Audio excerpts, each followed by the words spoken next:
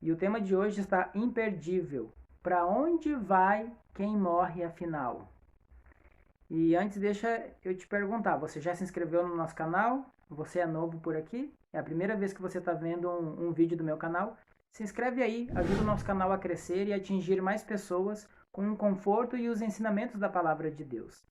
Ah, e não deixa também de compartilhar, tá legal? Obrigado pela ajuda. O nosso modo de fazer estudos bíblicos aqui é pelo método de perguntas e respostas. Eu vou fazer uma pergunta e então nós vamos recorrer à Bíblia como fonte de respostas. Tá legal? Então vamos lá. Primeira pergunta. Para que nós possamos entender a morte, nós temos que entender a vida. Para que nós entendamos o fim, temos que entender o começo. Como o ser humano foi criado afinal? Me acompanhe. Gênesis, capítulo 2, versículo 7, nos diz como foi que o Senhor Deus criou ao ser humano. Diz assim o texto: Então formou o Senhor Deus ao homem do pó da terra e lhe soprou nas narinas o fôlego de vida, e o homem passou a ser alma vivente. Você percebeu aqui quais foram os dois elementos que o Senhor Deus usou para criar o ser humano? Usou o pó da terra e usou também o seu fôlego de vida. Ele soprou nas narinas do primeiro homem, o Adão. E o homem passou a ser alma vivente, diz o texto bíblico. Você notou que o texto diz que depois que houve a junção desses dois elementos, o homem passou a ser uma alma vivente, alma viva? Ou seja, eu e você, nós somos uma alma, a pessoa viva, respirando, a pessoa completa, ela é uma alma. Antigamente eu pensava que nós tínhamos dentro de nós uma alma, um ser imaterial, etéreo, mas depois, lendo a Bíblia, a palavra de Deus, eu entendi. Nós somos uma alma. A pessoa viva, ela é uma alma. É o que diz aqui Gênesis 2, versículo 7. E existem outros textos bíblicos que dizem a mesma coisa. Pessoas são almas. Ok, vamos dar continuidade. Nossa próxima pergunta. O que ocorre no momento da morte? Quando nós viemos a falecer? Vamos descobrir. Eclesiastes capítulo 12. Mas eu já posso adiantar a você que acontece o contrário do que acontece na vida. Separa-se o pó da terra e o fôlego de vida, que é o que nos faz permanecer vivos. Leia aqui comigo, me acompanhe. Eclesiastes 12, versículo 7. Diz assim: E o pó volte à terra, como o era, e o espírito volte a Deus que o deu. Percebeu? O texto diz que o pó volta para a terra. De fato, o nosso corpo ele se decompõe após a morte. E aqui diz que o espírito volta para Deus, porque Deus foi quem deu o espírito para nos manter vivos. Talvez alguns estejam pensando a certa altura, mas olha só, o texto bíblico está falando espírito. Existe sim alguma coisa dentro do ser humano que mantém ele vivo, um ser, o nosso eu real, e é um espírito, e na morte esse ser sai. Ok, vamos eliminar aqui algumas possibilidades. O texto diz que o espírito volta para Deus. Então não vai para o inferno, não vai para purgatório, não reencarna, não fica vagando por aí. Eliminamos algumas possibilidades, ok?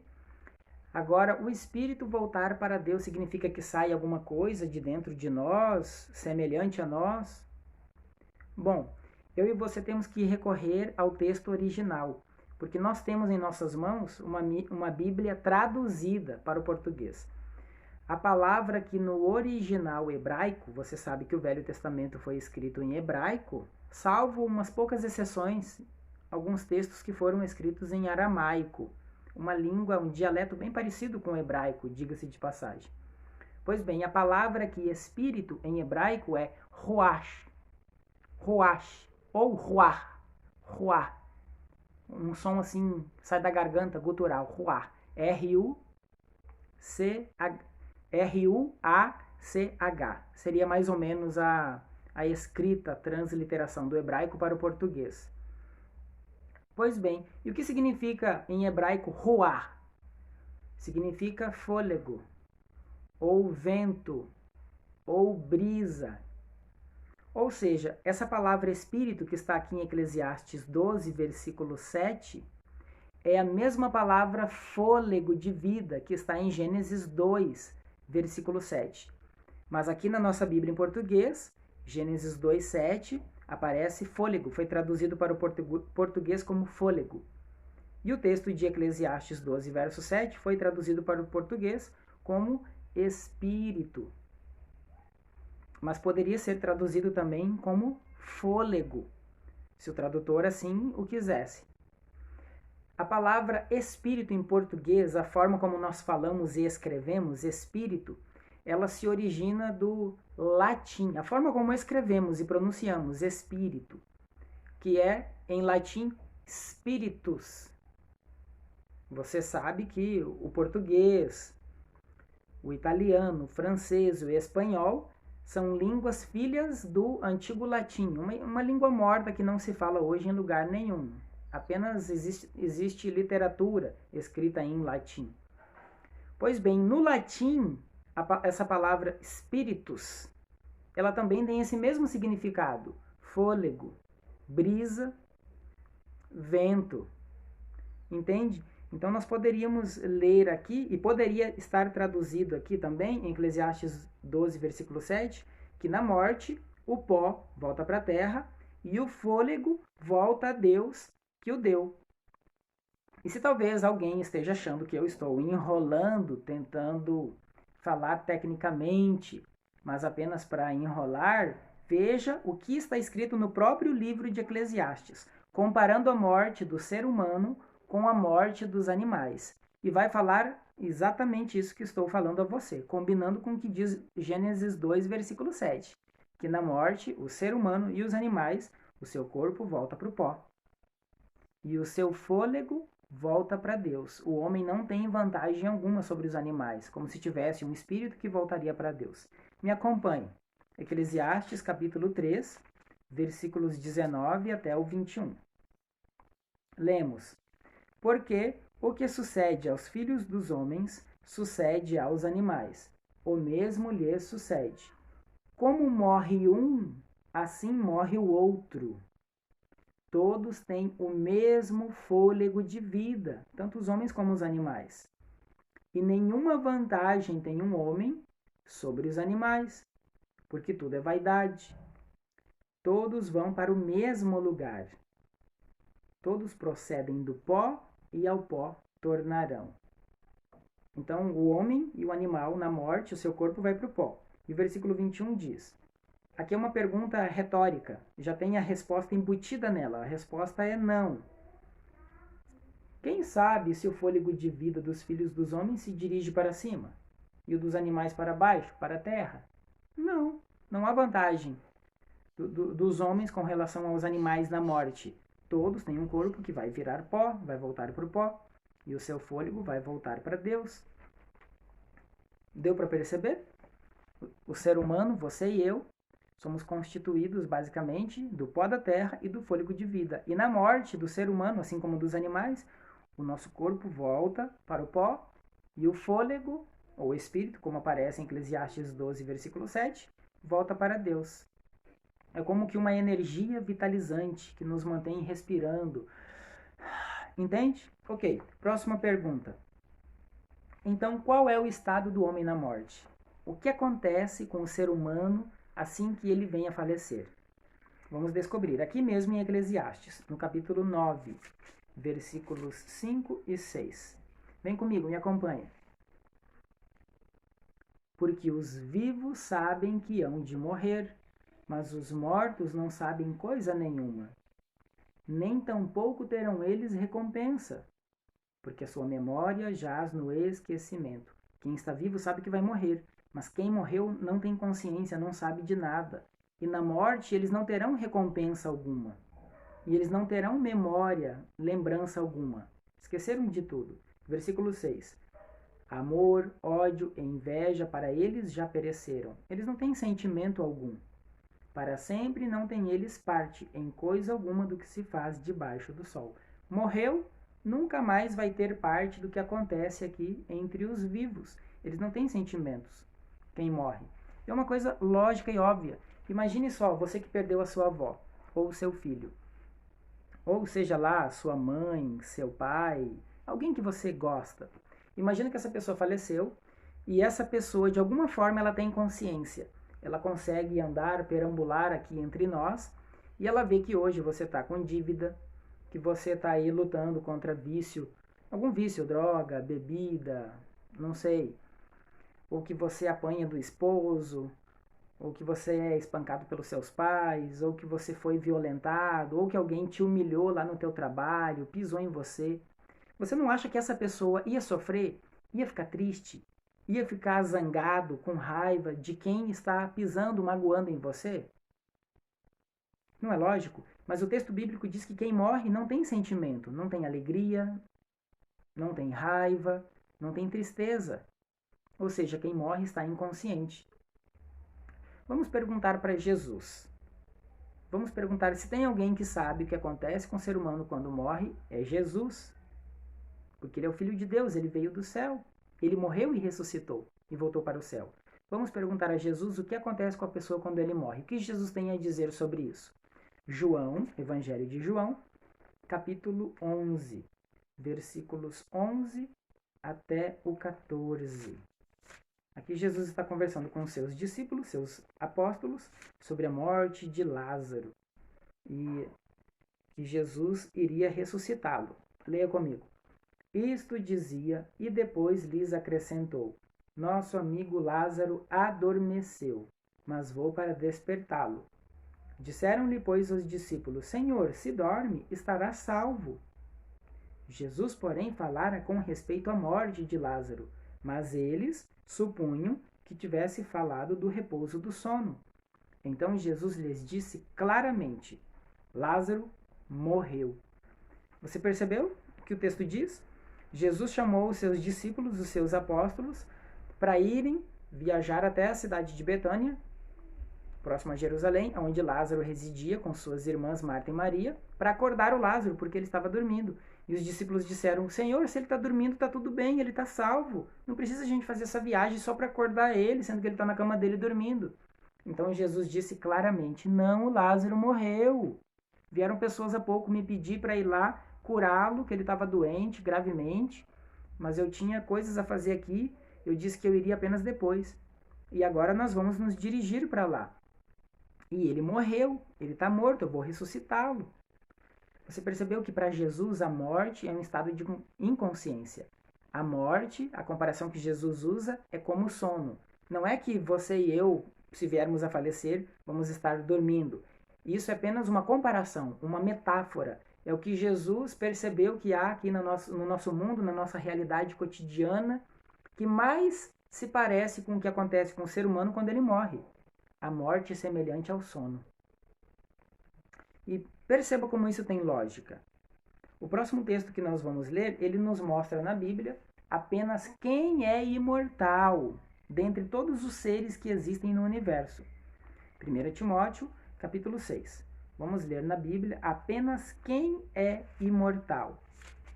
1 Timóteo 6, capítulo 6, versículo 16. Lemos: O único que possui imortalidade, que habita em luz inacessível, a quem homem algum jamais viu, nem é capaz de ver. A ele honra e poder eterno. Amém. Você percebeu o significado do texto? Disse que apenas Deus é um ser, ou o ser imortal. Apenas Deus. O ser humano não é imortal. Eu e você, quando viermos a falecer, a morrer, morremos. Acabou. Nós não vamos ficar vivos de uma forma diferente. Morreu, morreu. A palavra já diz: morte, é cessação de vida. Não há vida, não há respiração, não há consciência de alguma outra forma. Vamos à próxima pergunta. Quando então você e eu poderemos ser imortais?